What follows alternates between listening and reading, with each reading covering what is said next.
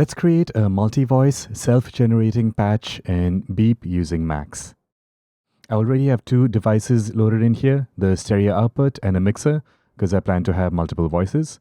Now let's load in the remaining modules. Under BEAP here, I'm going to go into Oscillator and load in the basic oscillator. I need a filter, so under the filter category, let's load in ladder filter. This is essentially a low-pass filter, Moog style low-pass filter. And lastly, I'll need a level control, specifically a VCA. So we have a VCO going to a VCF, going to the VCA. All right, now I can send this VCA output to the mixer input 1, and that should go out to the speakers. I could control this with a keyboard module, but I want the patch to self-generate notes. So let's make use of the sample and hold module. Under level, we'll find sample and hold. Now, typically you want to use noise to sample. So let's go into random and load in noise here. So let's plug that into the signal input. And we need to define when we're going to sample the particular noise signal. So for that, we will use a metronomic pulse. So in the sequencer, we have a metronomic pulse option here. And let's plug that into the trigger input. Lock the patch. Now the metronomic pulse, you want to increase this pulse width, maybe above 30 milliseconds, because any lower the patch starts to act finicky. All right, so if you were to just monitor the output out of the sample and hold right now, go to scope here, load in a voltmeter. You'll see we get these random stepped values, which is exactly what we want. But we don't want it to be this wide in range. So I'm going to load in a gain and bias module, which is again under level, just to tone it down. So if I hold on shift and drag this module in between these two sample and hold and voltmeter modules, it just gets connected automatically. So that's a nice new feature in Max 8. All right, so let's reduce the gain here. Maybe I'll set this to 10%. And now we have a much more controlled, or just a smaller range to work with. And this we will use to modulate the pitch of the oscillator. So I'm going to unlock the patch and plug that in. Actually, before I plug that in, I want to make this a bit more musical. So I'll load in the quantizer, specifically the pitch quantizer. Because right now, these values that are coming out of here are totally random, even though they're a bit more controlled within the range of maybe an octave, but it's still completely random. A quantizer will quantize those voltage values into any musical scale that we pick over here. So I can pick a particular key, and I can pick a specific scale or even a fancy chord from here. Or I can even just click to turn on and off individual notes. So let's go for like a minor pentatonic style scale. All right, now our VCA here needs to be opened up. So let's use an ADSR. Under envelope here, I have an ADSR. I'll bring this down here. So signal output goes into the CV input on the VCA.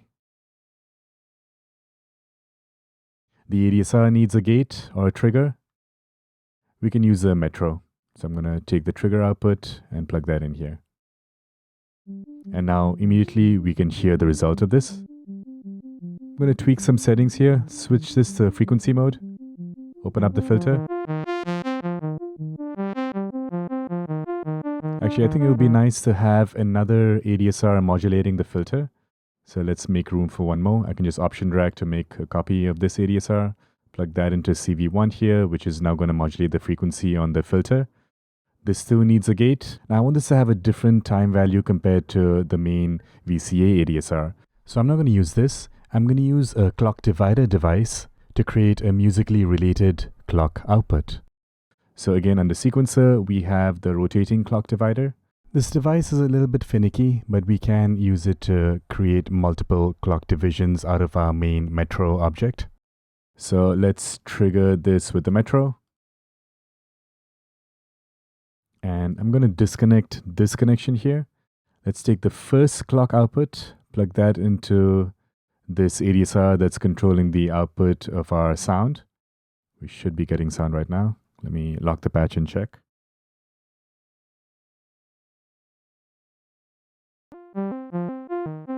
Yeah, so now we're getting a clock output on every 8th note instead of every 16th note. But if I set this to 1, it's now on every 16th note. Alright, so I'm going to unlock the patch. I'm going to take that second clock output and plug that in over here on this ADSR. So let's say on every 4th clock subdivision, we're going to modulate the filter cutoff.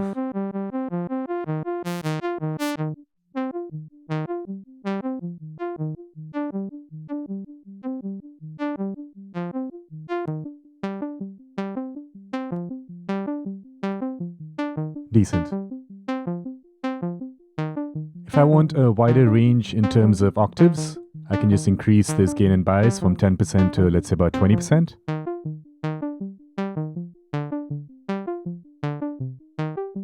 Yeah, now we're getting some higher notes and some lower notes.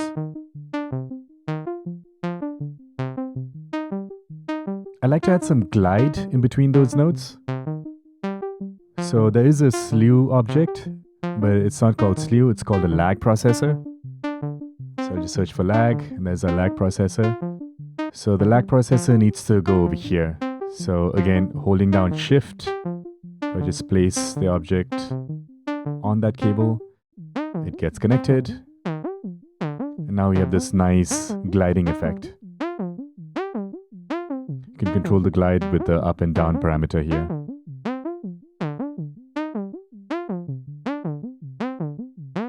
It's locked right now. I can turn on the link feature, and up and down can be independent. Alright, so far we just have one voice. Let's add in a second voice. So I'll unlock the patch. Now instead of adding in individual modules, I can just copy this entire section here, because that's going to be my second voice. And then option drag and place that wherever. Maybe over here. Let's start making room for all these objects. I'll delete this, we don't need this anymore. Maybe these closer.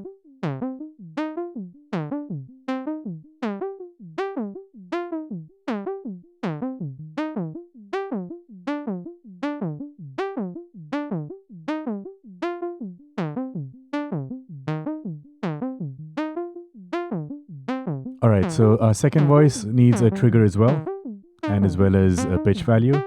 We could take the same output from here, but let's say I don't want the glided output, just the clean original output.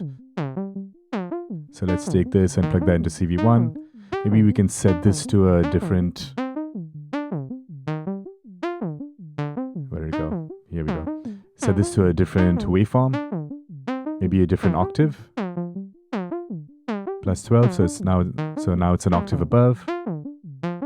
And we still need to gate the ADSRs. Let's take this trigger output here.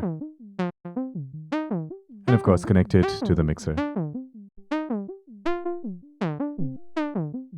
going to bring the level down on mixer 1 so we can hear our second voice. Heavily filtered right now. Our second filter modulation is not working. Let's take maybe this output. Plug this in here. Increase CV1.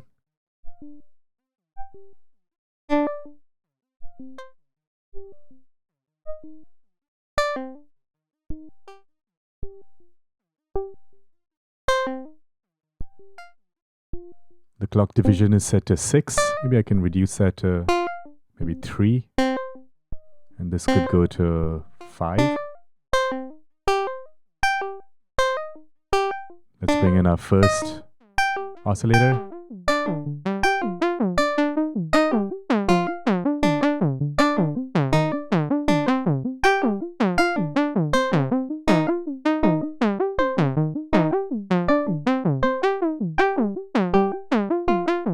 I think it would be cool to have some effects running on these voices.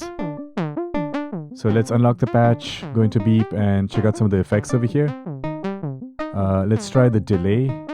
We have a delay, we have smooth delay, sync delay, signal delay. Let's try sync delay. So I want the sync delay on the second voice. Again, holding down shift, place it in the signal path. Maybe I want a reverb on the entire sound.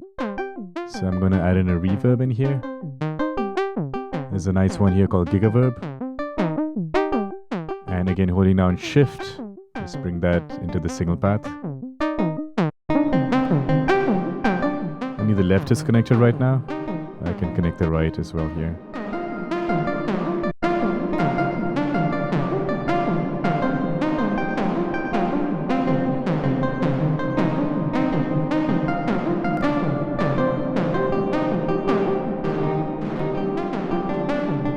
Yeah, the signal is heavy on the left side because there's no signal going into the right input on the Gigaverb. So let's plug that in as well. A bit more consistent now, the sound.